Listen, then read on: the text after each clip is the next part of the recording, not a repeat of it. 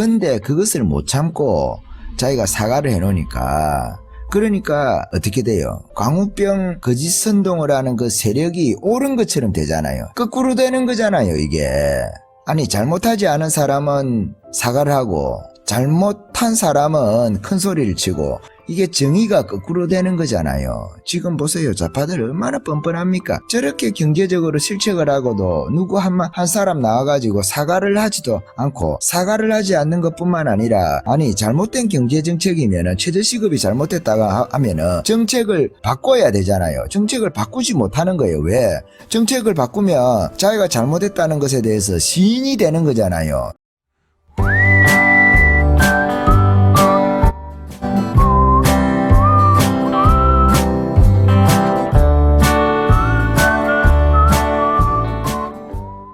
정세균이라는 그 총리 있지 않습니까? 총리가 이걸 발언이라고 해야 되나요? 망언이라고 해야 되나요? 코로나 바이러스 감염증 코로나19라고도 하죠. 후한 폐렴 사태로 신음하고 있는 상인들을 격려하는 자리에서 실언에 가까운 발언을 했다 이렇게 기사에는 났는데 앞서 정 총리는 지난 13일에 서울 서대문구 신촌 명물 거리를 찾아서 그 상인들을 만나서 경기 침체의 코로나19 사태로 인해서 소비 위축까지 겹쳐 어려움을 겪는 상인들을 위로하기 위한 자리였다. 한 상점을 방문한 자리에서 정 총리는 요새 손님이 좀 줄었을 텐데 금방 괜찮아질 것이라면서 그간 돈 많이 벌어놓은 것 같고 조금 버티시라라고 말하고 또 다른 가게 가서는 요새는 좀 손님들이 적으니까 편하시겠다 이렇게 이야기를 했다는 거예요.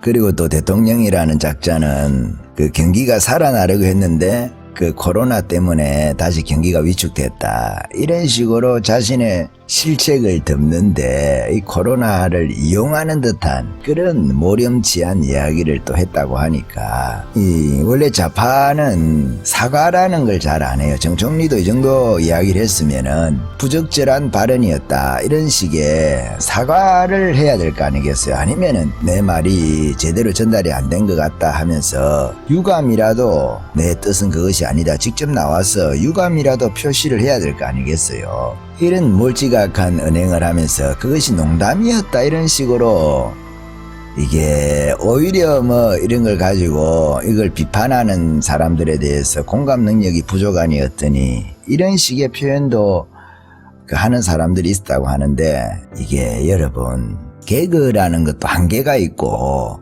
농담이라는 것도 한계라는 것이 있는 거예요. 초상집에 가가지고 남편이 죽었다 합시다. 그래 아내가 이렇게 했는데 오니까 그 손님이 가서 이제 아침에 밥을 안 해도 되니까 편하시겠어요. 남편하고 싸울 일 없어 이제 좋겠습니다. 잘 됐다는 식의 말을 한다는 것이 그것이 농담입니까? 그래 그것을 두고 그렇게 하면 되느냐 그렇게 비난을 하는 사람들에 대해서 농담도 죄가 되느냐 개그를 했는데 개그도 죄가 되느냐 이런 식으로 따지면 되겠어요. 원래 좌파는 사과를 하지 않잖아요. 잘 전략적으로 그렇게 하는 거죠. 우파는 좀 양심이 있어요. 사실은 좌파보다는 우파가 양심이 있어요. 막 언론에서 떠든다든지 좌파가 이야기를 하면은 시민단체에서 이야기를 하면 나와가지고 사과를 한단 말이에요. 옛날에 이명박이 그렇게 했죠. 왜 이명박이라고 하느냐 기분 나쁘니까 이명박이라 하죠. 우리가 우파임에도 불구하고 이명박 대통령이 참 잘하긴 했는데 한편으로는 경제 문제라든지 이런 문제에 대해서는 그렇지만은 자신의 우파의 정체성에 대해서 많이 상실했단 말이에요. 정체성이나 가치는 중요한 겁니다. 본질적인 문제고 자식에게 그 부모가 있어야 되고 부모 없는 자식이 없는 것처럼 정치인이라는 것은 자기 정체성 이것이 부모와 또 같은 거예요. 우파면 우파 좌파면 좌파 부모는 바꿀 수 없지만 사상은 또 바꿀 수가 있으니까 전향을 했으면은 전향을 해서 내가 어떤 가치를 가지고 있다 이것은 밝혀야 되고 소견이라고 하는 거죠. 물론 국익이 우선이지만은 국익과 함께 국익을 어떤 방식으로 추구하느냐는 문제가 좌파 우파 문제가 아니겠습니까? 정 총리가 요새는 손님이 적으니까 편하시겠다 이런 말씀을 지금 이 상황인식을 잘 못하고 있는 거예요. 상황인식을 얼마나 이게 심각한지 문제가 경제가 얼마나 힘든지 그렇지 않아도 경제가 힘드는데 거기다가 코로나 바이러스가 와서 더 힘든 거잖아요. 맞은데 또 맞은 격이에요. 지금 대통령이라는 작자도 마찬가지예요. 자기가 경제를 잘 하고 있는데 지금 코로나 때문에 경제가 망한 것처럼 자기의 변명거리로 이 코로나를, 길거리에 사람이 없다는 거 아니겠습니까? 사람이, 장사하는 사람은 당연히 나와서 일을 해야 되니까 그렇게 하는데, 이 코로나 바이러스하고 관련 있는 저희 지역 같은 경우야 지금 확진자가 아무도 없으니까 상관이 없다지만은, 제가 아는 목사님하고 통화를 했는데 거기 저희 목사님이 사시는 그 지역이 그 확진자가 나온 지역이라고 합니다. 그러니까 애들 데리고 나가지를 못하는 거예요. 외출을 그렇게 했다고 합니다. 무슨 일 있을 때도 조심해가지고 막 마스크하고 해가지고 무장을 해가 나가는 거예요. 그렇게 되면 얼마나 경제에, 특별하게 음식 장사하시는 분들, 시장에서 장사하시는 분들, 그리고 미용실이라든지 이런 곳 있잖아요. 반드시 안 해도 되는 곳들은 심각하게 타격을 받는 거거든요. 마트 이런 데는 어차피 물건을 사야 되니까 좀 낫고, 그래도 줄이지 않겠어요? 소비를. 사람이 오고 가고 해야 소비가 늘 거 아니겠어요? 경제도 그렇지 않아도 심각한데, 최저시급이라든지 주 52시간이라든지 그리고 탈원전 문제라든지 여러 가지를 정책을 잘못 써가지고 나라가 경제가 작살이 나 있지 않습니까? 지금 외교 문제 마찬가지고, 일본에서 만약에 이런 사태가 발생을 해서 우리나라에 전염이 됐다고 하면 이 어떻게 하겠습니까? 처리를 정부가. 관광객들 일절 들어오지 못하도록 하고, 일본에 가는 거는 모르겠지만 우리나라 사람들도 일본에서 들어올 사람들을 격리를 한다든지 일본에 대해서 불매 운동까지 했을지도 모르겠어요. 그런데 왜 중국에는 그렇게 하지 않는 건가요? 적어도 관광객이라든지 이런 부분들에 대해서는 그걸 해야 될 거 아니겠어요? 다른 나라들에서 하는 만큼은 해야 되지 않겠어요? 우리가 이 문제에 있어가지고 정 총리가 너무 언행이 가볍다. 기업인 출신이라서 그런지는 모르겠지만은 이 상황 인식에 대해서 심각하게 생각하지 않는 거예요. 예를 들어서 세월호 사태, 세월호 이야기를 해서 그렇지만은 그 누가 가가지고 학생들이 죽어가지고 막 부모가 울고 있는데, 아이고 이제 애 키우는데 돈이 안 들어가서 좋겠습니다. 학비가 안 들어가서 다음 학비 때문에 걱정했는데 학비가 안 들어가서 얼마나 좋으시겠어요. 이런 소리를 하면 그게 개소리지, 그게 사람 소리가 아니잖아요. 아무리 인간이 짐승하고 유사한 측면이 있다 하더라도 이런 이야기를 하면 안 된다 이 말이에요. 위로하러 갔으면은 위로하는 이야기를 해야지 농담도 할 때가 있는 거 아닙니까? 천하의 범사에 기한이 있고 모든 목적이 이룰 때가 있나니, 날 때가 있고 죽을 때가 있으며, 심을 때가 있고 심은 것을 뽑을 때가 있으며, 죽일 때가 있고 치료시킬 때가 있으며, 다 때가 있는 거예요. 농담을 할 때가 있고 안 할 때가 있는 것이죠. 아니, 장소와 때를 구분하지 않고 바퀴벌레입니까? 때와 장소를 가리지 않는 그 개그 코드예요. 개그맨 출신입니까? 개그맨 출신도 그러면 안 돼요. 그렇지 않겠어요? 조상집에 가가지고 자식이 죽어 있는데, 아이고 이제 대학 등록금 안 내서 좋겠어요. 군대에서 애가 죽었는데 이제 걱정 안 해도 되겠습니다. 다칠 걱정 안 해도 되겠습니다. 아니, 사람 죽었다니까 경제가 그렇게 죽어 있다 말씀이에요. 지금 경제가 죽어가지고 그 직격탄을 받고 있는 사람들에게 가서 총리라는 작자가 이것을, 문제에 대한 책임을 져야 되는 사람이 총리잖아요. 남들이 그렇게 하면 국회의원도 그럴 수 있다고 해요. 왜냐하면 직접 책임자는 아니잖아요. 모든 것을 국회의원이 책임을 져야 된다 할 때는 책임져야 할 수 있겠지만은, 여당 국회의원은 모르겠지만은, 여당 국회의원 같은 경우에도 경제라든지 이런 것은 행정부에서 주로 재정을 가지고 정책을 펴서, 경제정책을 펴서 하는 일이잖아요.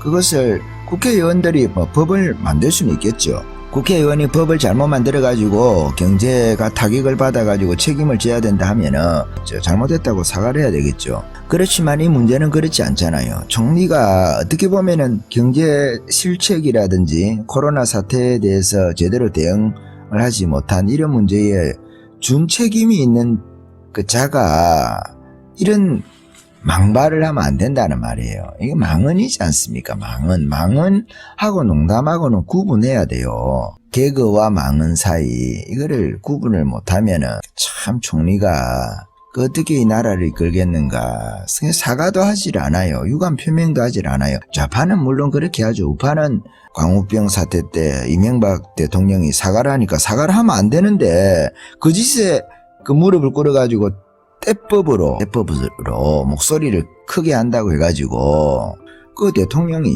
사과를 하면 되겠어요? 광우병 사태가 그런 문제가 아닌데 그 짓으로 거스려서 이런 거잖아요. 예수님께서도 말씀하잖아요. 거스려가지고 모든 악한 말을 할 때 너희에게 복이 있나니 천국에서 너희 상이 큼이라. 이명박 대통령도 그 당시에 역사가 나를 좋게 평가해 주겠지 하고 지식이 있는 사람들이 있으니까 정직한 사람들이 있으니까 선동되지 않는 사람이 있으니까 혹은 뭐 순간에는 선동을 당했다 하더라도 그 선동이라는 것은 시간이 좀 걸리지만은 시간이 지나면 밝혀지잖아요. 근데 그것을 못 참고 자기가 사과를 해놓으니까 그러니까 어떻게 돼요? 광우병 거짓 선동을 하는 그 세력이 옳은 것처럼 되잖아요. 거꾸로 되는 거잖아요, 이게. 아니, 잘못하지 않은 사람은 사과를 하고 잘못한 사람은 큰 소리를 치고 이게 정의가 거꾸로 되는 거잖아요. 지금 보세요. 좌파들 얼마나 뻔뻔합니까? 저렇게 경제적으로 실책을 하고도 누구 한 사람 나와가지고 사과를 하지도 않고 사과를 하지 않는 것뿐만 아니라 아니 잘못된 경제정책이면은 최저시급이 잘못됐다가 하면은 정책을 바꿔야 되잖아요. 정책을 바꾸지 못하는 거예요. 왜?